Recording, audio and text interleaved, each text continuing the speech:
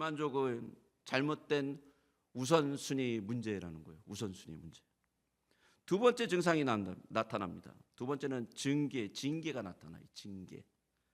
예. 우선순위가 잘못되면요, 징계가 나타나는데 바로 자연을 통해서 하나님 징계가 옵니다. 백성들이 많은 수확을 기대하며 수확은 했는데 수확은 적어요. 적은 것이라도 집에 가져가면 하나님께서 특이한 방법으로 그것마저도 불어버리죠. 훅 하고. 그럼 그냥 싹 없어지는 거예요. 그리고 하늘이 이슬을 그치고 땅이 산물을 그치고 한재라는 건 가뭄이에요. 가뭄이 임함으로써 그들의 풍족한 소산을 기대할 수 없게 되어버립니다. 재해가 모든 영역에 임합니다. 사람에게, 땅에게, 짐승에게 다 임하는 거예요. 새 포도주, 기름, 땅의 소산, 사람 육축. 이거 얼마나 힘듭니까? 우선순위가 바뀌면 하나님 그 우선순위를 바로잡기 위해서 자연을 사용하세요. 하나님께서 우리 주변을 사용하신단 말이에요. 백성들의 문제가요, 뭐냐면 이기적인 태도입니다. 사실은 하나님께서 이렇게 물어보세요. 야, 너희들이 무슨 까닭이냐? 이게 무슨 얘기냐면 너희의 삶이 그렇게 무력하고 능력 없고 생기 없고 참 만족이 없고 살아야 할 이유, 재미도 가지지 못하고 의미 없이 보이고 마치 징계받은 것처럼 왜 이래야 되냐? 라고 질문하시는 거예요. 너희들 왜 그래야 되니?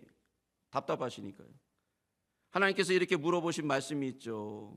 뭐냐면, 아니 내 집은 황폐했는데 너희는 각각 자기 집을 짓고 집기예요. 빨랐음이라는 것은요, 거기에 그냥 몰두했다라는 거예요. 거기 가는 바쁘게 그 일만 했다라는 거예요. 각각이 뭡니까? 개인적으로, 자기 일에만 관심을 가졌다는 얘기예요. 자기 일에만. 아주 이기적으로 자기 일에는 그렇게 열정적으로 하는데 하나님의 공동체를 세우고 교회를 세우고 기도하고 성경 공부하고 하나님 나라를 세우는 데서는 끔찍도 안 하고 움직이지도 않고요.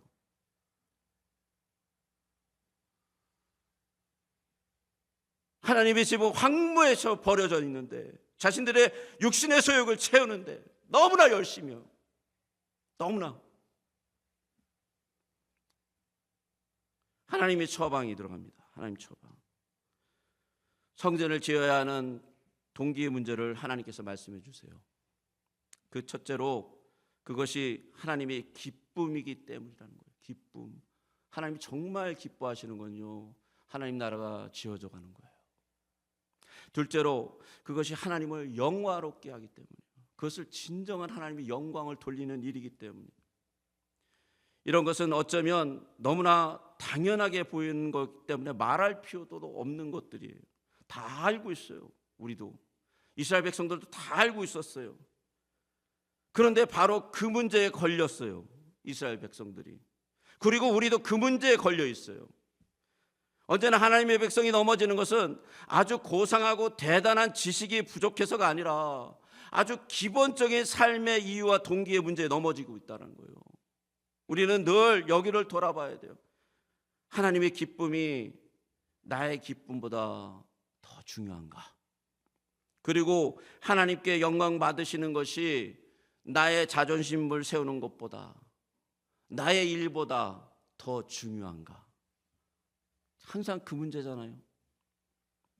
학개 선지자는 이 근본적인 말씀을 통해서 하나님의 백성들을 돌이키고자 합니다. 선지자가 선포합니다. 하나님의 말씀을 뭐라고 선포하냐면, 산에 올라가서 나무를 가져다가 전을 건축하라. 여러분, 이것은 마음만 먹으면 할 수 있는 일이에요. 마음만. 하나님께서 레바논에 있는 백향목을 가져다가 수입해가지고 공급해서 하나님의 거룩한 성전을 지어라, 이렇게 말씀 안 하셨다는 말이에요. 하나님께서 금은 보화를 가져다가 나의 성전을 아름답게 꾸며라, 이렇게 말씀 안 하셨단 말이에요. 그냥 앞산에 올라가서 나무 베어가지고 지으라는 거예요. 나무 베어서 앞산에 올라가서. 하나님께서 지금 당장 할 수 있는 일에 대해서 말씀하시는 거죠. 언젠가 때가 되면 하리라고 생각하던 백성들의 생각을 완전히 바꿔버리시는 거죠. 여러분, 언젠가는요 안 오는 때예요. 언젠가 생각하고 있잖아요. 언젠가 나 기도할 거야. 언젠가 난 이렇게 할 거야. 언젠간 전도할 거야. 절대 안 옵니다. 언젠간 지나가 버려요. 그래서 안 와요. 결국 그토록 우선순위가 뒤죽박죽되면서 그들은 자기를 위해서, 그리고 썩어질 육체를 위해서 살다가 죽게 돼요. 언제가 때 기다리면요. 그들이 언젠가 오리라고 하던 그날은 보지 못한 채 말이죠. 하나님의 기쁨을 추구하고 하나님을 영화롭게 하는 일은 언제나 지금 할 수 있는 일. 지금요. 백성들의 반응이 정말 너무 감사합니다. 하나님께서 하나님의 백성들에게 다시 기회를 주셨어요. 하나님은 다시 학개 선지자를 통해서 이스라엘 백성들에게 말씀을 선포하셨습니다. 자, 백성들이 이 말씀을 어떻게 받아들이고 반응하느냐가 아주 키잖아요. 아주 중요하잖아요. 우리도 똑같아요. 말씀을 선포하는데 이 말씀을 어떻게 받아들이냐가 여러분의 인생을 바꾸고요, 우리 교회를 바꾸고 우리 개인을 바꿔요. 학개 선지자의 말씀을 하나님의 말씀으로 받습니다. 학개 선지자의 말씀을. 백성들이 학개 선지자의 메시지의 기원을 봤어요. 학개의 말을 들었지만 그것이 하나님의 말씀이라는 사실, 하나님으로부터 왔다라는 사실을 확인하고 인정합니다. 그게 오늘 본문 12절에 나온 말씀 아니에요. 그들은 하나님께서 학개 선지자를 보냈다라는 사실을 알았고요, 스룹바벨과 여호수아 리더들이죠, 그리고 모든 백성들이 그것이 여호와의 하나님의 목소리임을 인정했어요. 인정. 그렇다면 어떤 일이 일어나겠습니까? 그게 하나님의 말씀이고 그게 하나님의 선포라면 순종이죠. 다음은 순종이에요. 그것이 하나님의 말씀이라면 인간이 취할 수 있는 유일한 태도는 오직 순종입니다. 이게 영적 통찰을 가진 자들의, 복된 자들의 모습이에요. 이들이 가르쳐 주님을 귀 있는 자들은 들을지어다 라고 예수님은 그렇게 선포하셨습니다. 오직 그들만이 주님의 말씀의 진리를 알기 때문에, 그렇죠, 듣는 자들이요. 결국 백성들은 이것이 하나님의 말씀이라고 인정할게요. 어디로 갔습니까? 산으로 올라갔어요. 산으로. 백향목을 수입하지 않았습니다. 바로 앞산으로 올라간 거예요. 그리고 짓기 시작했어요. 14년이나 이루지 못하던 것이 단 4년 만에 그냥 완성되어 버립니다. 우리가 여기서 보게 되는 것은 하나님의 말씀에 대한 이해와 지식이 하나님께 바르게 반응하는 과정의 기초라는 사실이에요. 하나님의 말씀에 대한 이해와 지식이 하나님께 바르게 반응하는 과정의 기초가 됩니다. 오늘도 마찬가지예요. 저 김만선 목사는 여기서 수많은 말씀을 전했습니다. 벌써 3년이에요. 3년 가까이.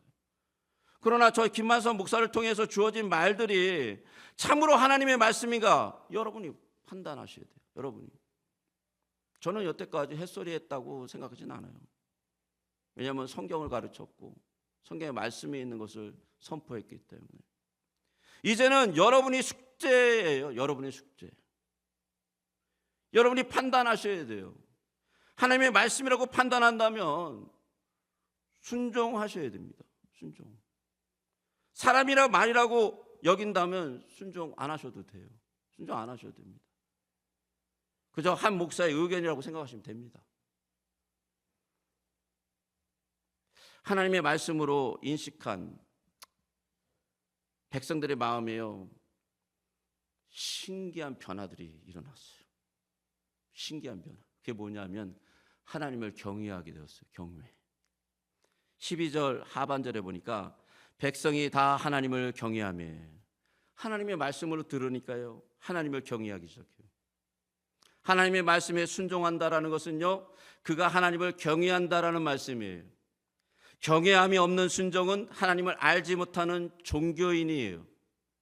경외함은 신자의 마음속에 하나님을 예배하는 기초적인 마음이에요. 하나님을 예배하고 찬양하고 높여드리고 싶은 마음은 하나님을 경외하는 마음으로부터 시작됩니다.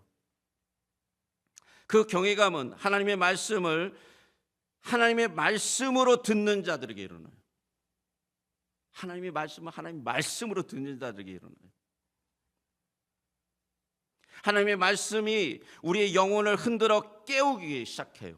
그리고 그 말씀 속에 우리는 전능하시고 천지의 주권을 가지시고 거룩하시며 선하신 하나님을 맛보게 됩니다. 그것은 그저 우리 하나의 지식이 아니라 우리 영혼을 감동시켜서 우리 영혼 속에 성령님의 역사하심을 강력하게 느끼게 해요. 그런 경외함으로 우리의 기도도 바뀝니다. 우리의 기도도 바뀌어요. 우리의 기도가 그저 나 이거 해주세요, 저거 해주세요, 이런 기도가 아니고요, 우리의 기도가 예배가 되고 찬양이 되어버립니다. 경외함은 언제나 예배를 가져오기 때문이죠. 자, 이렇게 하나님께서 하나님의 말씀을 받고 하나님을 경외하는 이 자들에게 하나님께서 뭐라고 약속해 주시냐면 이렇게 약속해 주세요. 내가 너희와 함께 하노라. 우리 옆에 있는 분들에게 말씀해 주십시오. 내가 너희와 함께 하노라.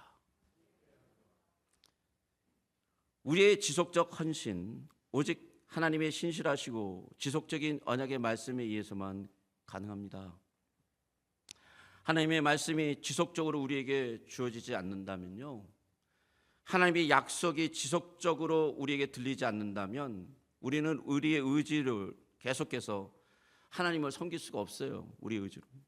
우리를 인도해 가시는 그 힘은요, 언제든지 하나님이 그 약속의 말씀에 의해서, 그리고 그 약속의 말씀을 신뢰할 때 나옵니다. 그때 하나님이 뭐라고 그러시냐면 우리에게 내가 너의 하나님이다. 내가 너를 어디 가든지 지켜내겠다. 네가 무슨 일을 하든지 내가 거기에서 응답하겠다. 라는 약속들을 주신단 말이죠. 자, 그 약속과 함께 하나님께서는 아주 특별한 일을 행하셨어요. 이 이스라엘 백성들에게. 뭐냐면 하나님께서 그 마음에, 그 백성들의 마음을 흥분시키셨어요. 흥분. 이 표현이 흥분시키다라는 마음은요, 이런 겁니다. 감동시키고 자극하시고 열정을 불을 붙이시는 거예요. 신구약을 통해서 인간의 마음을 그렇게 하시는 분은 오직 한 분이세요. 성령 하나님이세요. 하나님의 일을 수행하는데, 하나님의 큰 사역을 감당하는데 성령님께서 직접적으로 역사하시기 시작한다는 거예요. 놀랍게도. 오늘 본문에 우리의 상황 속에 좀 적용을 해봤으면 좋겠습니다. 우리의 삶의 잘못된 우선순위는 삶의 불만족과 하나님의 징계를 불러오고요, 그리고 그것을 자세히 살펴봐야 되며 우선순위를 제대로 돌려놔야 되고 하나님보다 더 중요한 일은 없다라고 살아야 되며 하나님의 영광을 분명히 바라보고 그 영광을 위해서 끊임없이 나가야 된다라는 거예요. 이스라엘 백성들에게 맡겨진 사명은 성전을 재건하는 것이었습니다. 그 당시 우리가 지어야 되는 성전은 어디 있습니까? 저는 하나님의 백성들의 공동체를 지어야 된다고 생각해요. 이거 가지고는 안 됩니다. 더 지어야 돼요. 영광스러운 교회를 지어야 돼요. 그리스도의 영광스러운 몸을 같이 알아가고 만들어 가야 돼요. 그것이 우리의 과제예요.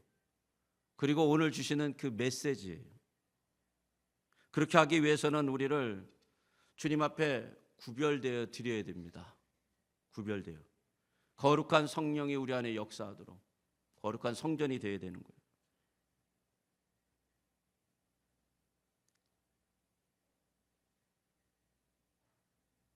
오늘 하나님의 말씀을 들으셨습니다. 아니면 오늘 김만선 목사의 의견을 들으셨습니까? 하나님의 말씀을 들은 분들에게는 놀랍게도 아까 말씀드렸듯이 하나님의 경외감이 나타나고요. 그 다음에 예배가 살아나고요.